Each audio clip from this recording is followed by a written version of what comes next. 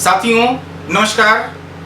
आज हम लोग केदारनाथ अग्रवाल के बारे में बात करने वाले हैं और उनकी कविताओं के बारे में बात करने वाले हैं। केदारनाथ अग्रवाल का जैसे ही जिक्र आता है वैसे ही हमारे मन में प्रकृति की बात आती है, गाँव की बात आती है, नदी की बात आती है, जल, जंगल, विजन, वन, पहाड़ियाँ आदि का जिक्र आता है। इससे यह भी पता चलता है केदारनाथ अग्रवाल के यहाँ प्रकृति और मानव दोनों के सानिध्य को समान रूप से स्वीकार किया गया है।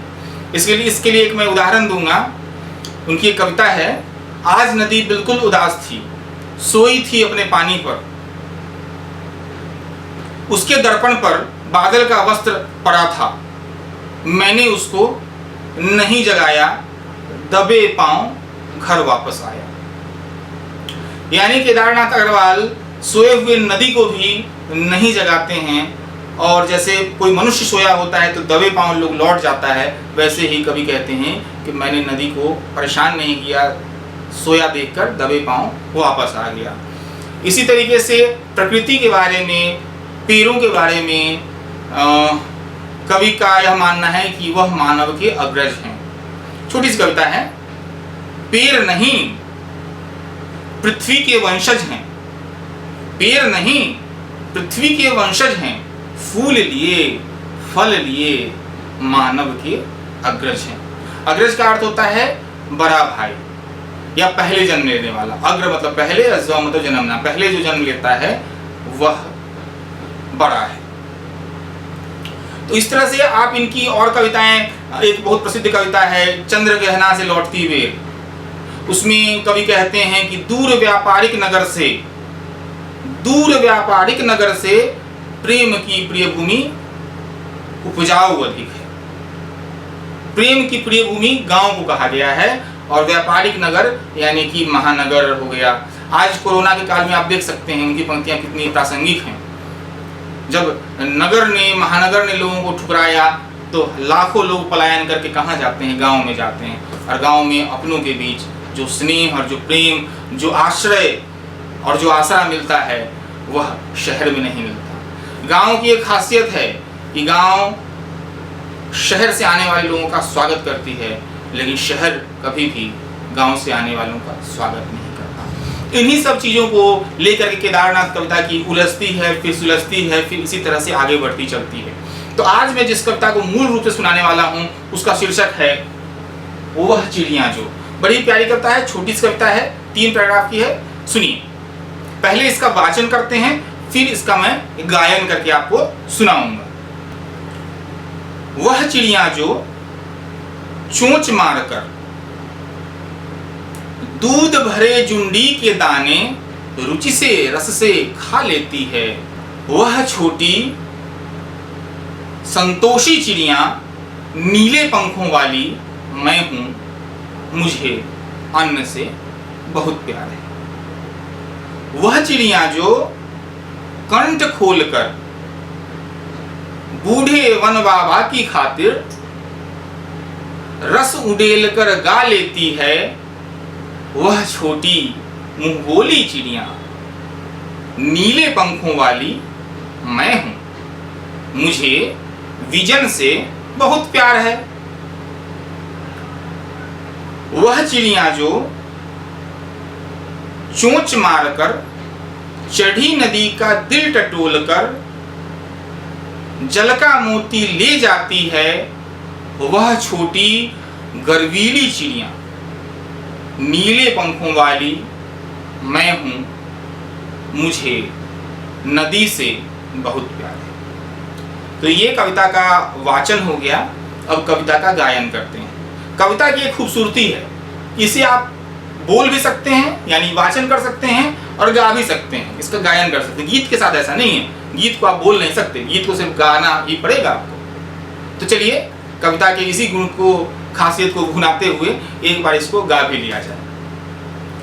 वह चिड़िया जो चोंच मार कर दूध भरे जुंडी के दाने रुचि से रस से खा लेती है, वह छोटी संतोषी चिड़िया नीले पंखों वाली मैं हूं, मुझे अन्न से बहुत प्यार है। वह चिड़िया जो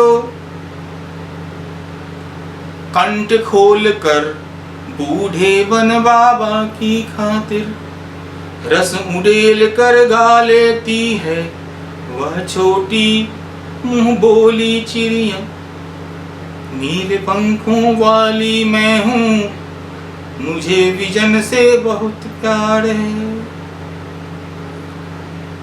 वह चिड़िया जो चोंच मार कर चढ़ी नदी का दिल टटोल कर जल का मोती ले जाती है, वह छोटी गर्वीली चिड़िया, नीले पंखों वाली मैं हूँ, मुझे नदी से बहुत प्यार है। तो इस तरह से कविता का वाचन और गायन दोनों समाप्त होता है। इसके बाद आइए इसकी संक्षेप में व्याख्या भी कर लेते हैं। एक एक पंक्ति करके चलते हैं। वह चिड़िया जो चोंच मारकर दूध भरे जुंडी के दाने रुचि से रस से खा लेती है, वह छोटी संतोषी चिड़िया, नीले पंखों वाली मैं हूं। मैं ऐसी चिड़िया हूं जो संतोषी स्वभाव की हूं। इसके अलावा मेरी एक और खासियत है कि मेरे पंख जो हैं वो नीले हैं। और मुझे प्यार किससे है? अन्न से है, अनाज से प्यार है। और ऊपर की पंक्ति में आया है कि दूध भरे जुंडी, जुंडी यानी कि ज्वार बाजरे का दाना। तो कहने का आशय यह है कि जो भी खाने के लिए मिलता है, कच्चा पक्का, सब वो प्रेम से स्नेह से खाती है, क्योंकि उसे अन्न से प्रेम है, उसे अपने जिह्वा से उतना लगाव नहीं है, स्वाद से मतलब नहीं है, अन्न है तो वो खाएगी, बड़े प्रेम से खाएगी। अगले अनुच्छेद में आइए। वह चिड़िया जो कंठ खोल कर बूढ़े वन बाबा की खातिर रस उड़ेल कर, रस उड़ेल कर यानी कि मधुर स्वर में, मीठे स्वर में गा लेती है। किसके लिए गाती है? वन के लिए। वन क्या है? बूढ़ा हो गया है, बहुत पुराना वन, उसके लिए वह गाती है।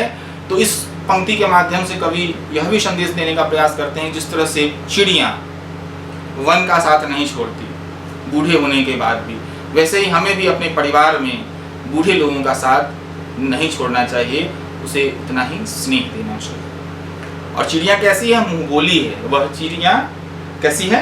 मुंह बोली है, नीले पंखों वाली है, और मुझे विजन से बहुत प्यार है। विजन का अर्थ होता है वन, जंगल। तो इसे अन्न से प्यार है और फिर वन से प्यार है। तीसरे अनुच्छेद में आते हैं। वह चिड़िया जो चोंच मारकर चढ़ी नदी का दिल टटोल कर जल का मोती ले जाती है। जंगल में रहती है, अन्न दाना खाती है, जुंडी के दाने, और पानी पीने के लिए इसके पास नदी है। और जब नदी में यह चोंच मारती है तो नदी का पानी तो यह पीती ही है, जल से मोती तो चुन ही लेती है, नदी के हृदय को भी यह दिल टटोल कर उसको स्पर्श कर जाती है, नदी को भी प्रसन्न कर जाती है।